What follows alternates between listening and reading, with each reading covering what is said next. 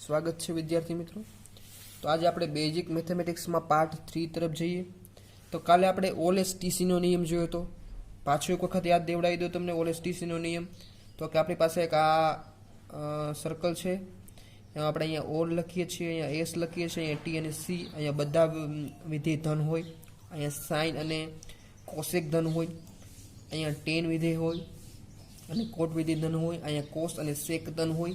Okay, અહીંયા આમ આપણે શું લખતા, તો કે અહીંયા આમ લખતા 1 0 લખીએ, તો આ બાજુ -1 0 લખીએ, તો ઉપર લખીએ 0 1 લખીએ, તો નીચે 0 -1 લખીએ। અહીંયા પેલો યામ કોનો હોય, કોસનો હોય, અને બીજો યામ કોનો હોય, સાઇનનો હોય। ઓકે, આ આપણે ઓએલએસટીસીનો નિયમ આ રીતે જોયો હતો, ખાસ યાદ રાખવાનો છે આ નિયમ। અને આપણે કોષ્ટક પણ જોયું હતું, sin π/6, sin π/4, sin π/3 ની કિંમત બધી જોઈ હતી। ઓકે, ચાલો હવે આપણે આગળ તરફ 2-3 સૂત્ર જોઈ લઈએ। ચાલો હવે ધારો કે આપણી પાસે હોય કે sin a plus b, sin a plus b હોય, તો આનું સૂત્ર શું થાય? સાઇનમાં a પ્લસ બી હોય તો એનું સૂત્ર શું થાય? તો કે sin અહીંયા a છે તો sin a cos b plus પછી cos a sin b, cos a sin b। ખૂબ જ સિમ્પલ સૂત્ર છે। જો પહેલા sin a અને cos b, પછી cos a અને sin b। ઓકે, આવું સૂત્ર આપણી પાસે છે। હવે તો કે આવા સૂત્રનો ઉપયોગ ક્યાં થાય પહેલા એ જોઈ લઈએ। ધારો કે અહીંયા પ્લસ વાળું હોય, ધારો કે માઇનસ વાળું હોય તો પણ ગણાય, વચ્ચે માઇનસ હોય, ધારો કે sin a માઇનસ b હોય તો sin a cos b તો આવશે, વચ્ચે ખાલી અહીં આવશે માઇનસ નિશાની આવશે। ઓકે, અહીંયા માઇનસ હોય તો માઇનસ લખવાનું, અહીંયા પ્લસ હોય તો પ્લસ લખવાનું। હવે આવો સૂત્રનો ઉપયોગ ક્યાં? ધારો કે એનું એક્ઝામ્પલ તમને દઈ દો।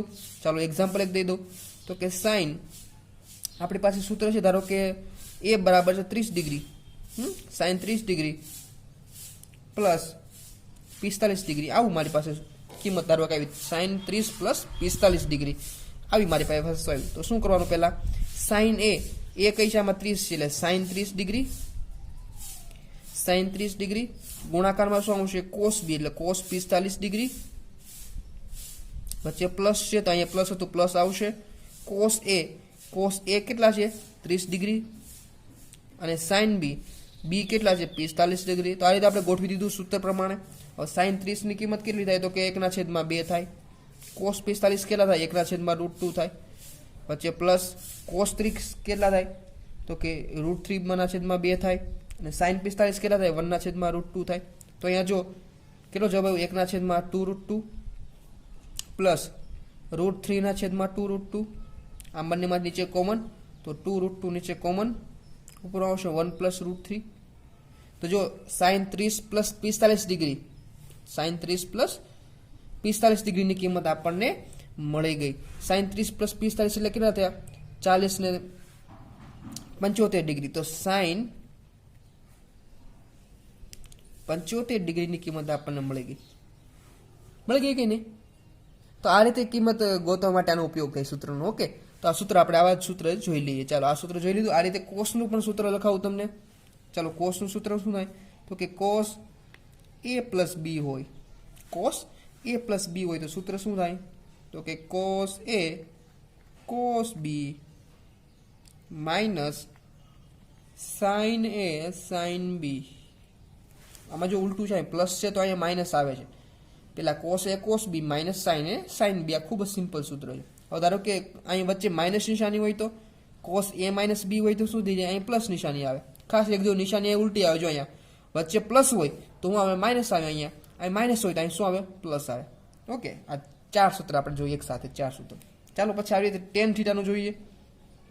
ધારો કે tan હોય a પ્લસ બી હોય, ટેનમાં a પ્લસ બી હોય તો કેવું, આમ થોડુંક ઉલટું સૂત્ર છે, તો ઉપર આવશે tan a plus tan b છેદમાં 1 માઇનસ tan a ગુણાકારમાં tan b। હવે ધારો કે જો આવું સૂત્ર આપણી પાસે હોય કે tan a પ્લસ બી હોય તો ઉપર tan a plus tan b છેદમાં 1 માઇનસ tan a ગુણાકારમાં tan b। હવે ધારો કે માઇનસ હોય tan a માઇનસ બી હોય તો શું થાય, તો કે અહીંયા માઇનસ આવી જાય, અહીંયા માઇનસ તો અહીં શું આવે? પ્લસ આવે. ખાસ ધ્યાન રાખજો, જો માઇનસ નિશાની હોય તો અહીંયા માઇનસ, પણ અહીંયા કેવી ઉલટી નિશાની પ્લસ નિશાની આવશે. ઓકે, આ નિયમ આપણને ખ્યાલ પડી ગયો. ચાલો હવે સાઇન 2a જોઈએ. આ સૂત્ર આપણે જોયું, આ સૂત્ર જોયું. ઓકે, હવે જો બીજું એક સૂત્ર તમને મેળવી દઉં, બીજું એક સૂત્ર તમને મેળવી દઉં.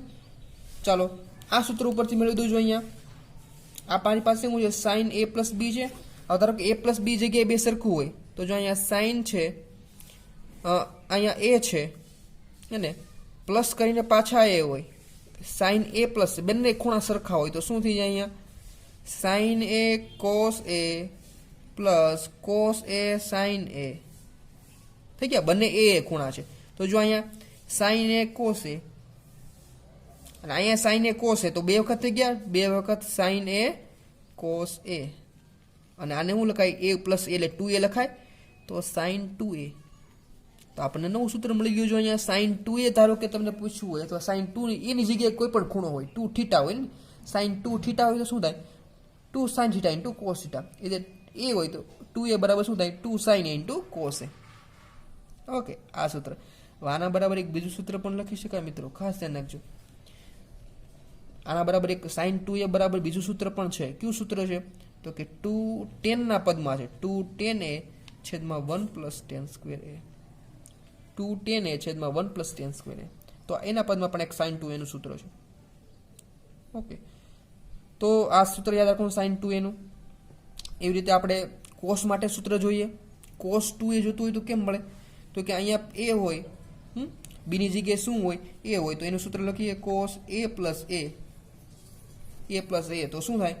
અહીંયા કોસ એ ગુણાકારમાં પાછો કોસ એ આવશે, વચ્ચે માઇનસ નિશાની, અહીંયા સાઇન એ સાઇન એ, સાઇન એ સાઇન એ થઈ ગયું. આ રીતે ચાલો કોસ એ એટલે કોસ 2a થઈ ગયા. અહીંયા કોસ 2a બરાબર અહીંયા શું થઈ ગયા? કોસ સ્ક્વેર એ, અને અહીંયા થઈ ગયા સાઇન ઇન્ટુ સાઇન એટલે સાઇન સ્ક્વેર એ થઈ ગયું. તો કોસ 2a તમને પૂછાય તો કોસ 2a નું સૂત્ર શું થાય? કોસ સ્ક્વેર એ માઇનસ સાઇન સ્ક્વેર એ. ઓકે, આ બધા સૂત્રો આપણે ક્યાંક ને ક્યાંક આગળ 11મા ધોરણમાં તો 12મા ધોરણમાં ઉપયોગમાં આવશે. ઓકે, ચાલો આ જ રીતે આપણે ટેન સ્ક્વેર એ જોતું હોય, ટેન 2a, ટેન 2a, તો અહીંયા જો પણ એ છે પ્લસ પાછો એ મૂકી લે, ટેન 2a મળે તો અહીંયા ટેન એ, અહીંયા ટેન એ થઈ જાય, તો 2 બે વખત ટેન એ થઈ જાય. ચાલો 2 વખત ટેન એ છેદમાં 1 માઇનસ અહીંયા ટેન એ ગુણ્યા ટેન એ એટલે ટેન સ્ક્વેર એ થઈ જાય. ચાલો એનું પણ મળી ગયું ટેન 2a નું. તો આ રીતે આ સૂત્ર બધા આપણે જોવાના છે. હજી થોડાક સૂત્ર જોઈ લઈએ આપણે, ઉપયોગમાં આવ્યા થોડાક સૂત્ર. તો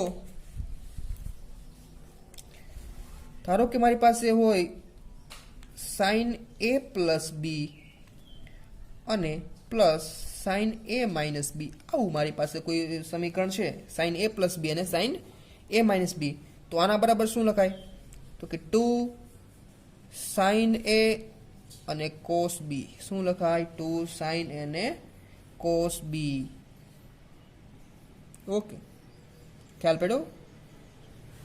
અહીંયા a પ્લસ બી હોય, અહીંયા a માઇનસ બી હોય, તો શું લખાય? 2 સાઇન a અને કોસ બી. ઓકે, આ જગ્યાએ કોઈ પણ ખૂણો પણ હોઈ શકે. જો અહીંયા 30 ડિગ્રી પ્લસ 45 ડિગ્રી હોય, અહીંયા 30 માઇનસ 45 ડિગ્રી હોય, તો શું થાય? 2 સાઇન a કોસ બી. ખ્યાલ પડ્યો? ચાલો એક્ઝામ્પલ એટલે ખ્યાલ આવી જાય તમને. ધારો કે મારી પાસે અહીંયા સાઇન 30 ડિગ્રી પ્લસ 45 ડિગ્રી, અહીંયા plus sine 30 degree minus 45 degree, આવું મારી પાસે હોય તો આની ગણતરીમાં શું આવશે? તો કે 2 ગુણાકારમાં શું આવશે? સાઇન એ બરાબર કેટલા છે? 30 ડિગ્રી, તો સાઇન 30 ડિગ્રી અને cos B degree, cos B degree એટલે 45 ડિગ્રી. તો 2 ગુણાકારમાં સાઇન 30 કેટલા થાય? 1/2 1/2 કોસ 45 ડિગ્રી 1/√2. ઓકે, તો અહીંયા જો 2 કેન્સલ, તો જવાબ શું આવશે? 1/√2. આ રીતે ગણતરી કરી શકાય. આ સૂત્રોનું એક્ઝામ્પલ આપ્યું છે, તો આ સૂત્ર છે. ઓકે, આવી રીતે જો a માઇનસ બી હોય, સાઇન a પ્લસ બી, વચ્ચે માઇનસ નિશાની હોય, પ્લસ નિશાની હતી, ધારો કે માઇનસ નિશાની હોય તો માઇનસ સાઇન a માઇનસ બી આવું પદ હોય તો શું થાય? તો કે આવું પદ હોય તો 2 cos a into sin b. આનું ઉલટું થઈ જાય. અહીંયા cos b હતા તો અહીંયા cos a થઈ ગયા, sin a હતા sin b થઈ ગયા. ઓકે, આવી જ રીતે વાત કરું કોસની વાત કરું તો cos a plus b plus cos a minus b હોય તો આના જવાબમાં આવશે 2 cos a cos b. આવી રીતે cos a પ્લસ બી વચ્ચે માઇનસ નિશાની હોય પ્લસની જગ્યાએ cos a માઇનસ બી. તો આના બરાબર શું આવશે? 2 સૂત્ર માઇનસ હોય તો સૂત્ર થોડુંક ઉલટું આવશે, minus 2 sin a sin b. Okay, આ બે કોસ માટે સૂત્ર થઈ ગયા. વચ્ચે જો પ્લસ નિશાની હોય તો 2 cos a cos b આવશે, વચ્ચે માઇનસ નિશાની હોય તો -2 sin a sin b આવશે.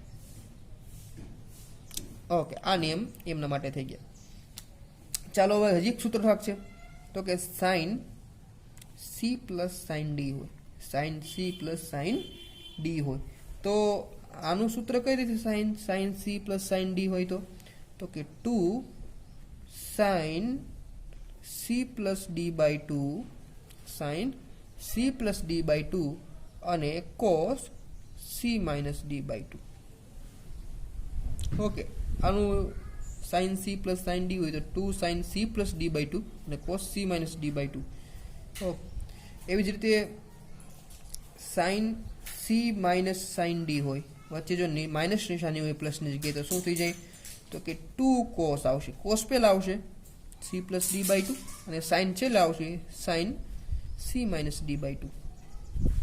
ઓકે, આવી રીતે કોસની વાત કરું, આ સાઇન માટે ફંક્શનની વાત કરી હતી, કોસની વાત કરું તો cos c plus cos d હોય તો 2 cos c plus d by 2 c plus d by 2 અને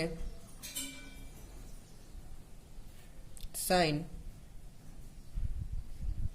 c માઇનસ d બાય 2.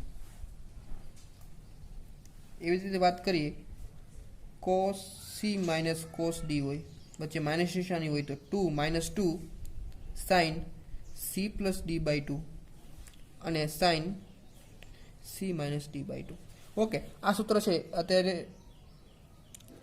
એક સાથે યાદ ના રહે તો તમારે જ્યારે ઉપયોગ આવે ત્યારે નોટ તમારે સાચવી રાખવા, જ્યારે કે આપણે એવું ચેપ્ટર આવે ગણતરી આવે ત્યારે સૂત્ર તમારે એક વખત રિફર કરી લેવા. ઓકે, તો જો અહીંયા વચ્ચે સરવાળો હોય તો અહીં ગુણાકાર આવે છે, ખાસ કરીને સરવાળો તો અહીં આવે છે ગુણાકાર આવે છે.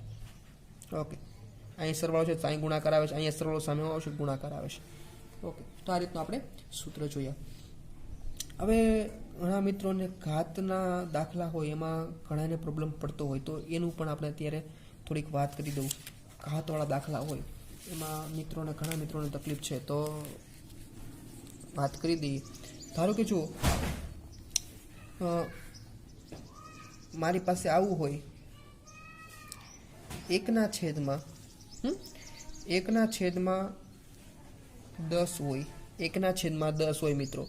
10 ને ધારો કે મારે ઉપર લઈ જવા છે તો હું આ 10 ની -1 લખાય. શું લખાય? 10 ની -1 લખાય. ઓકે, આના કરતાં ઉલટું હોય, ધારો કે મારી પાસે ચાલો બીજી કિંમત લઉં, 1/10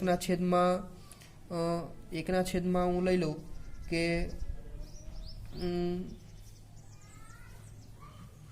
1/b લઈ લઉં, એટલે તો b ઉપર જાય તો b ની -1 થઈ જાય. કોઈ પણ કિંમત છેદમાં ઉપર જાય તો શું થઈ જાય? -1 થઈ જાય.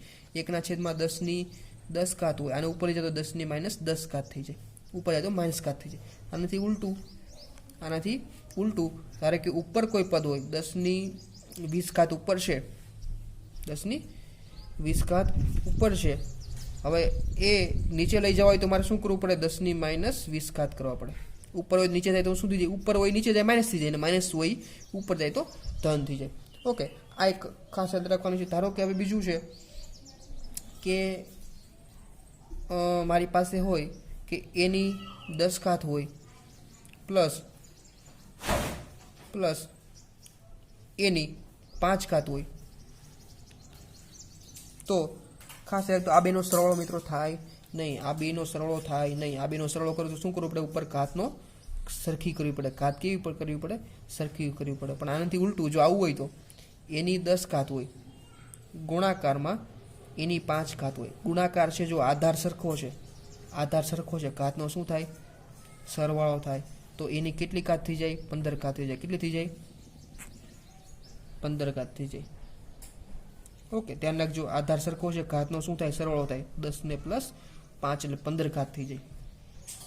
ઓકે, આ રીતે નિયમો છે. પછી આ રીતે ધારો કે હોય મારી પાસે એ છે, એની માથે m ઇન્ટુ n ઘાત છે, એ બરાબર m ઇન્ટુ n ઘાત છે. તો આના બરાબર શું લખાય, એની m ઘાત લખાય, એની m ઘાત લખાય અને ગુણાકારમાં એની n ઘાત પણ લખાય.